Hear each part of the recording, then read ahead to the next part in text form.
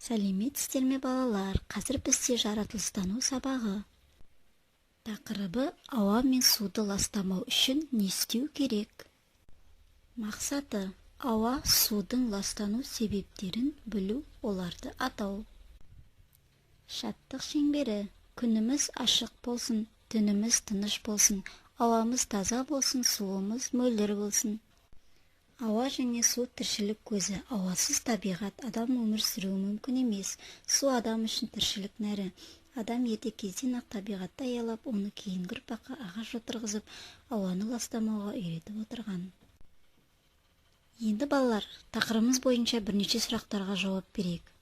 Адам немен тыныс алады? Ауа туралы не білесіңдер? Сусыз өмір сүру мүмкін бе? Судың табиғатта кездесетін түрі іше аламыз ба? Суды ластамау үшін не істеу керек? Бірінші тапсырма. Ауа мен суды ластайтын әрекеттерді көрсет, себебін түсіндір. Екінші тапсырма. Су бізге не үшін қажет? Сурет бойынша әңгіме құрастыр. Енді балалар, сергіту сәтін орындап алайық. Ал балалар, тұрайық, мойнымызды бұрайық, қолымызды созайық, су ішінде қалықтап, кәне жүзіп алайық. Оңға солға бір қарап, денемізді бұрайық. Көп нүктенің орнына тиісті сөздерді қойып, мақал-мәтелдерді оқыңдар. Шығармашылық тапсырма. Су туралы өлең жаттау.